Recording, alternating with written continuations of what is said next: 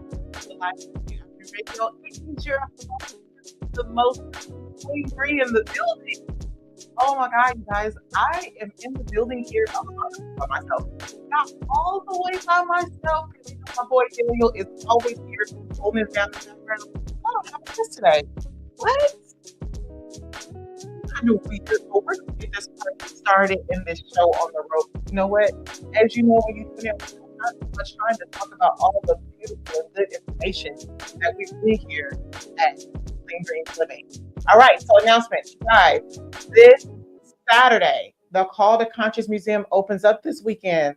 I'm so excited. And on Lover's Day, are you guys ready for your Valentine's Day? Do you got your presents? Do you know what you're doing?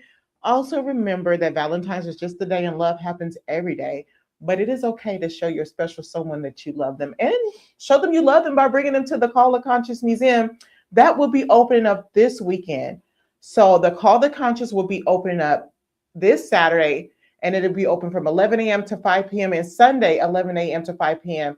And just remember, Thursdays and Fridays will be from 3 to 7 p.m. You can get your tickets at calltoconscience.world. Don't forget to get your tickets. Come join us at the Call to Conscious Museum right here at Rainier Avenue Radio. The address is on the flyer that is being shown on the screen. And tune in tonight for a special live Black History Month event this week. So is it going to be every night, Daniel? Tuesday, Wednesday, Thursday. Tuesday, Wednesdays, and Thursdays, there will be different things that will be highlighted for Black History Month. Tune in tonight. There will be a tribute to Dr. Quentin Taylor at 5:30 p.m. and tomorrow, the Hartfield Enslaved Quilted Collection at 5:30 p.m. Oh my God, you guys tune in for both of those events for on Rainier Avenue Radio. But also the quilt collection is so cool. He has such a beautiful story. So you guys please tune in on that. The quilts talks about the history of how our people used it to be able to speak to each other without letting the slave owners and traders know what's going on. So you guys, please tune into all the fabulous things that are happening here at Rainier Avenue Radio. So today, I wanted to talk about, there's a lot going on in this world, but before I got started, and we don't always address it here at Clean Greens, it's not because we don't care. It's just that each of us have a special place and role in this world. And I just feel like my role is to bring joy, but I will talk about certain things here and things that really matter in our community.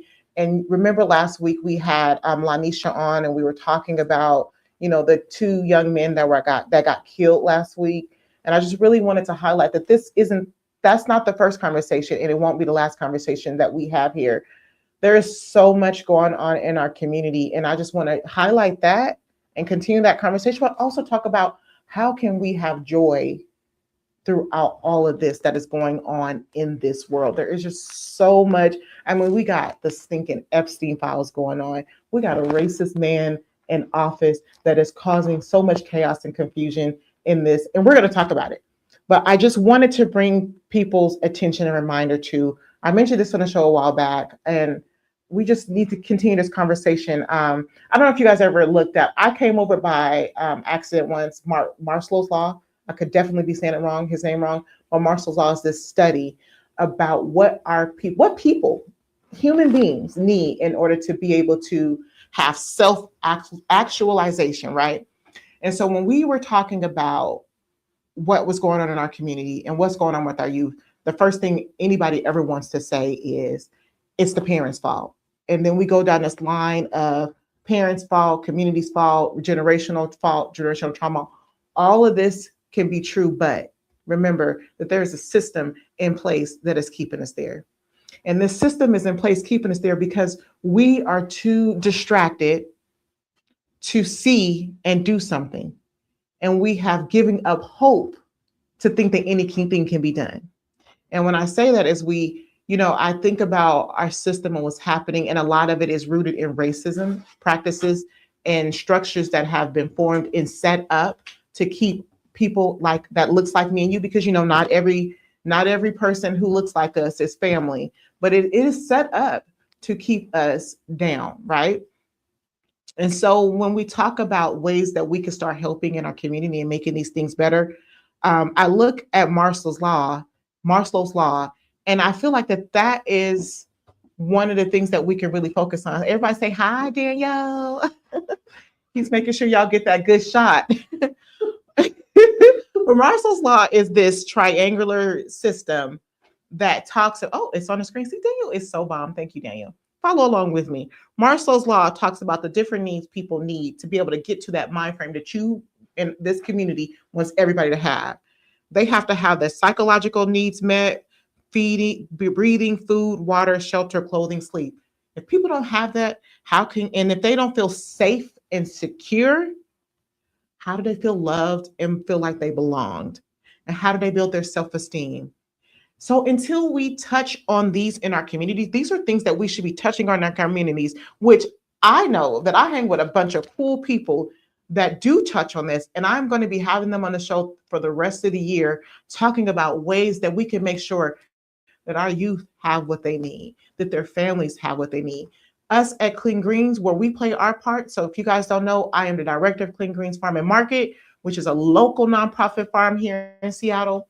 We grow produce out in Duval and we bring it back to our city, and we give out fresh organic produce to our community for free, because we know how important it is for your family not only to have a good meal, but also a good meal that feeds your mind, body, and spirit. And we throw organic because we want to make sure that we're not putting any toxins and poisons in our system. So that's the way we play.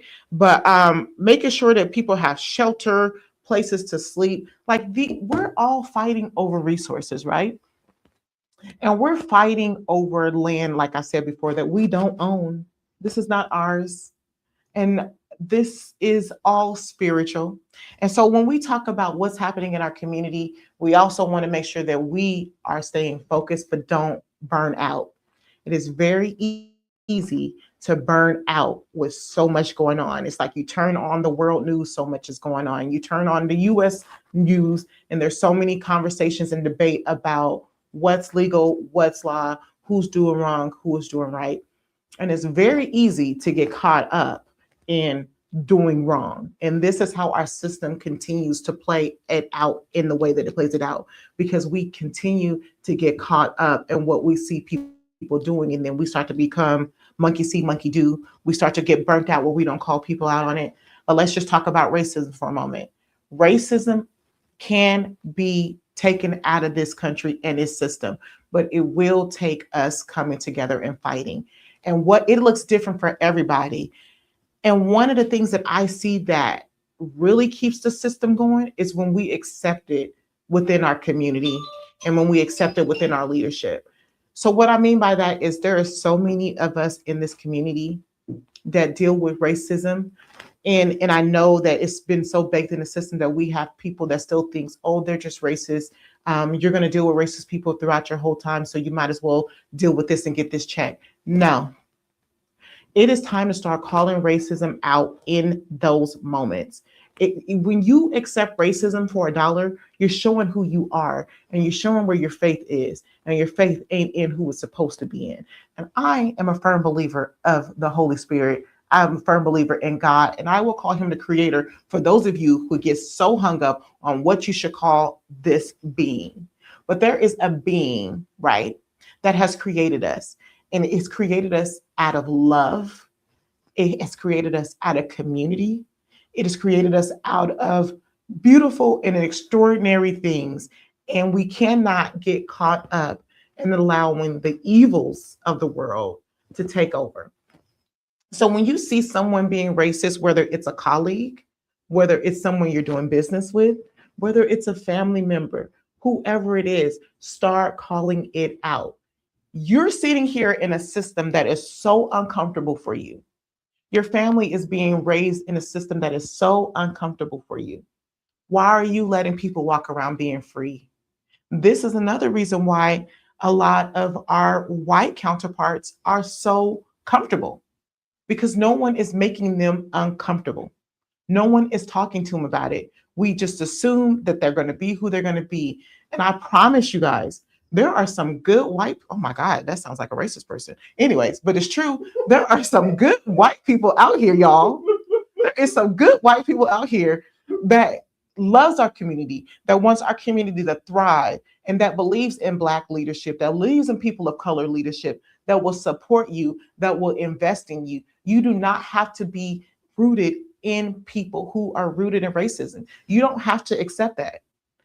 You don't have to cuss them out all the time. Like, I don't know why people always assume you got to cuss somebody out to get something done. No, you can have a conversation. I remember a lady trying to talk to me like she'd done lost her mind. And all I said was, you ain't going to talk to me like that. Do not talk to me like that. That's all I said. And she stopped, because the reason why she felt like she could talk to me like that is because I was a young Black person. No, we're not accepting it, you guys. It is time to stop walking around in fear.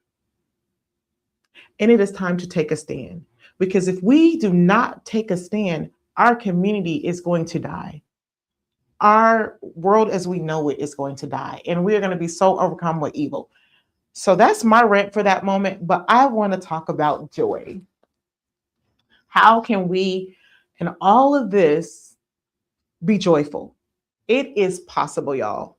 It is so possible to continue to have joy and be a fighter in your community and be a person in the movement. It is so possible. First of all, you got to know where you fit in at. Not everybody fits in at the leadership scale. Like leadership, they say heavy is the head who wears the crown. When you are in leadership, you carry a heavy load.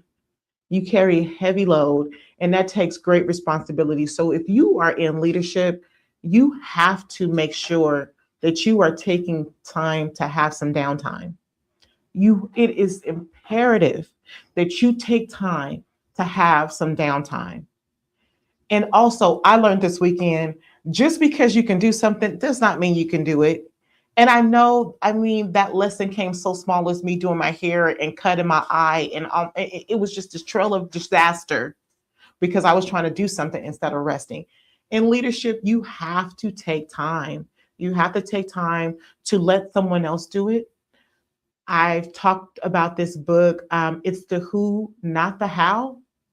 It is the who, not the how. If you are in leadership, you need to read that book, because so many people in leadership have so many great ideas and so many grand ideas that we want to just run with it. And we want to run with it, but then we cloud our mind and our time and our energy and all these different projects that we're not even giving our full selves to these projects, right?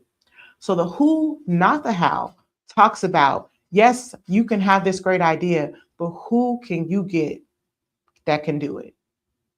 And when we talk about who you can get that can do it, that also comes into being aligned with yourself, so that you can make sure that the people you're attracting people who are going to be in line with you and what you're trying to do. Now, are you picking up what I'm saying? Am I going too fast for you? Because I'm going to make sure that we are being fighters in our community, but also finding joy and also making sure we're not burnt out and we're getting the rest we need.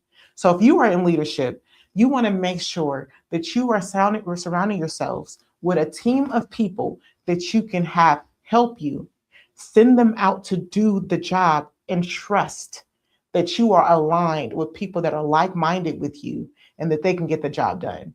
Because when you have so many fires on the burner, it is hard to pay attention. And that is something that distracts us from being and taking care of the root of our community. Taking care of the root of the problem in our community.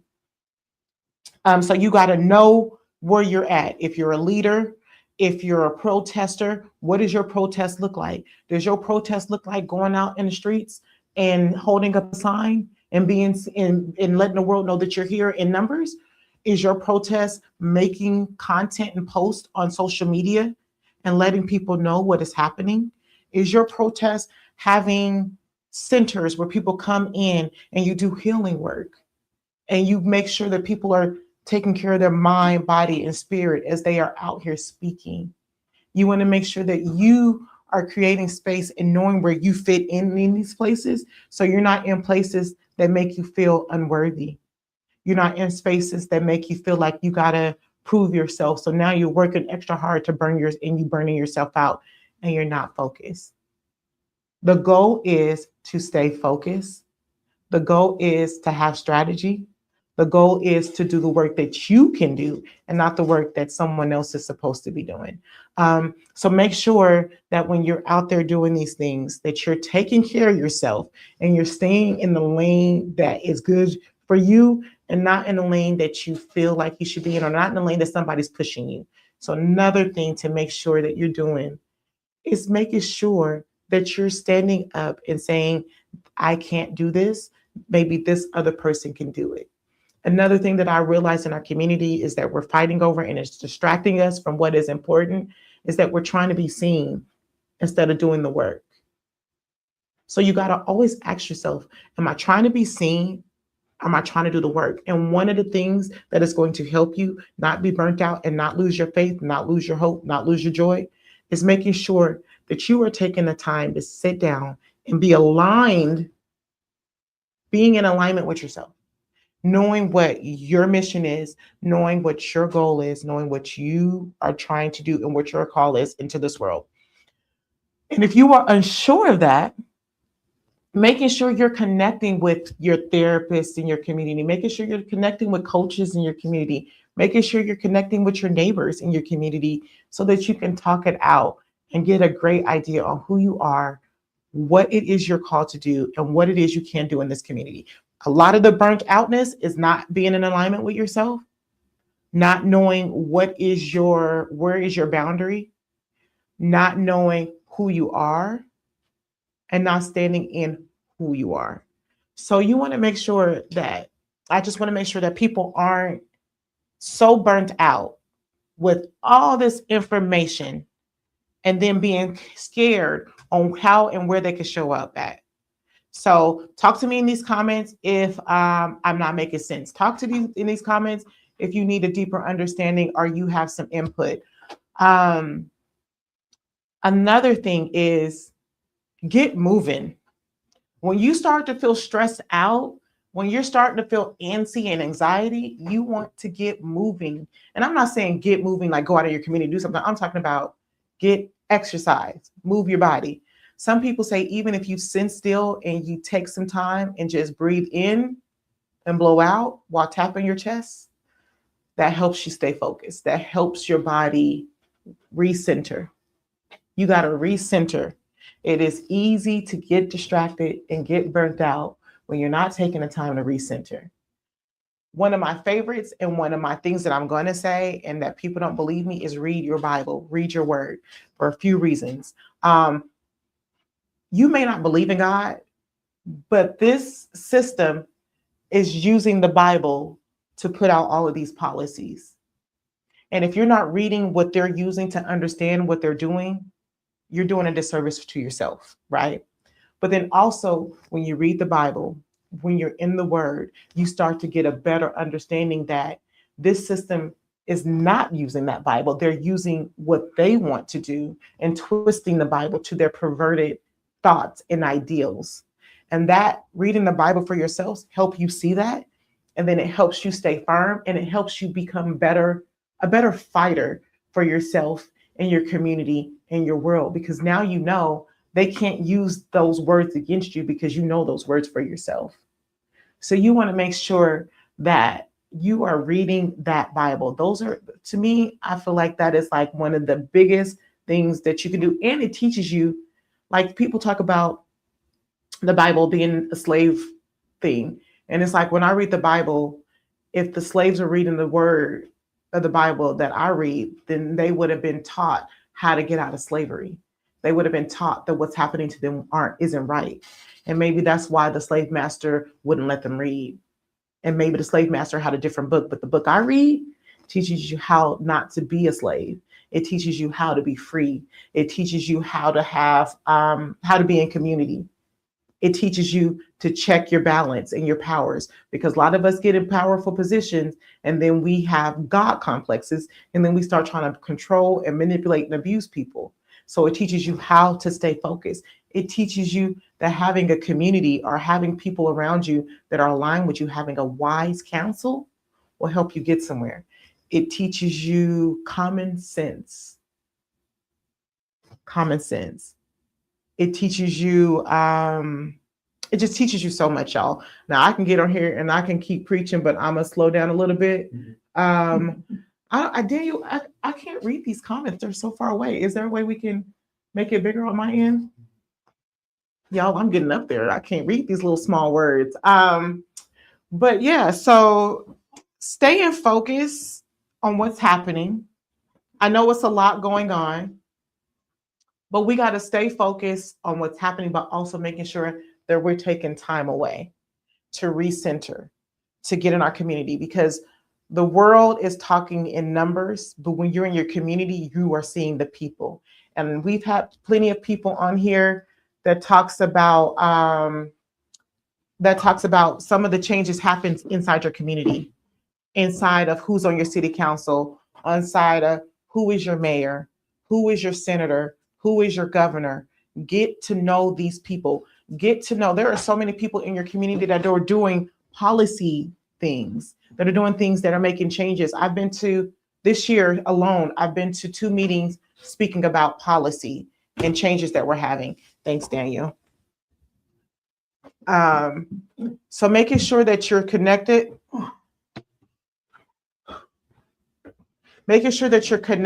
and that you know what's going on with your community, and that you know what's happening in the policies and because people be like, I'm not political. And I seen this thing that says, you may not do political, but political does you. When you don't vote, when you don't get out in here and know who you're voting for, and you're just voting for someone, like a lot of people voted for Trump because they was like, well, at least we know where he stands. I personally was like, I know where he stands, so that's why I'm not voting for him. And we need to get into those things, realize that that way of thinking, at least I know where I stand with someone, so I'm a vote for them. That's not helping us. Knowing where somebody stands and not standing with them is helping you. All right. So making sure that you're staying focused. Thank you, Pat. She says, awesome advice. I appreciate you. Making sure that you're staying focused on what's happening out here, strategizing, but making sure you're taking away. And I know that sounds weird, but you really do. You got to focus. You got to tune in. You got to hear. You can't let it consume you. And another way to not let it consume you is you got to think about it like this: where there's evil, where there's good, there is some evil. But just because there's evil doesn't mean that God is doing the evil. Like, we have free will, y'all. If you guys read your Bibles, you would know that there is a creator that created us, but he gave us free will to make a choice to do. So when evil people are doing stuff, that is not of God. That is of those people.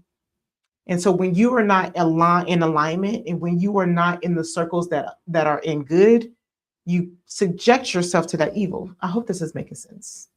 So you want to make sure that you are not subjecting yourself to the evils of this world and hanging with people who are not aligned with the will of God or the creator, right? But just because those people seem like they're winning, they're not winning. Because if you look at it and you look in your community, there is more people who are aligning in our community and saying enough is enough. I don't want to do this. What can we do to make a change? So we need to start getting with our community. And some of the things that we can do is making sure we're not burnt out first. Because when you're burnt out, you don't do an effective job. When you're stretched out, you don't do an effective job, right? So you got to do a call into yourself. You got to do a call into yourself. Make sure you're aligned. Make sure you're reading your word. Make sure you're moving. Make sure you're breathing. And make sure you're doing deep work within yourselves to check yourself. And make sure you have wise counsel that is around you, giving you wisdom and showing you where you can make changes. And make sure your counsel is wise, and make sure it's rooted in love. Make sure it's rooted in justice for all and not self. Because if you're aligned with the wrong people, you're going to be out here and you're going to get caught up in the evils of this world. So having joy, get moving, stay connected to your community, making sure that you and your community, have food. It's basic. If people don't have basic food, shelter, and clothing, how can you expect them to see and do better? Because when we talk about what's happening just right here inside of our community with the kids and with their family members, people are fighting for resources. People are trying to be seen and heard. They're trying to get their voice heard. They're hurt. Why are they hurt? What is happening? And it has been trickled down from system to system, from years to years, because we have sat here and we have said, this is who they are, so I accept it. I'm gonna stay over here and you be over there. It's not working for us anymore. It's not working. It's time for us to get out there and do something. But you want to be smart, you want to be strategic, and you want to make sure that you're not losing your joy. You can have joy. It is possible to be joyful. Even though all this stuff is happening in the world, I am still joyful, and I'm joyful because I am grateful. I show gratitude for where I'm at and what I have. I'm also a firm believer that I am under God's covering. When you are under God's covering, you are under his protection, and he is going to make sure nothing happens to you. And a lot of times when people hear that, they think, well, people die, so that's not under God's covering. We all have an expiration date here, y'all. We all have a call on our lives here. So when people are gone before time, or when people die because of old age, we all have an expiration date. And it's not of God in the way some people die, but those people's lives touched someone and created a change in something. And so therefore, God still got the glory in that. And I know that sucks and that sounds bad, but it's real. It is just real. You don't believe me? I dare you to check out the Bible for yourself. I dare you to have your own personal conversation with the Creator, and you will see what I'm talking about. It will make sense then. So you want to make sure that you are staying connected to yourself, staying connected to your Creator, and then getting back to the root of the ground, the outside, getting outside, digging your feet and your hands into the dirt and connecting back to Mother Earth. It's like this spiritual awakening and connection that just shows you what's important. And that brings me joy. So moving, being connected to my community, being vulnerable. Oh my God, I hate that word, but being vulnerable to allow people in. All right. And we're going to end it on that note because it is time. I hope you guys have a good week, and let's try having joy and taking time and space to get aligned with ourselves and what the real mission is here. All right. Bye, guys.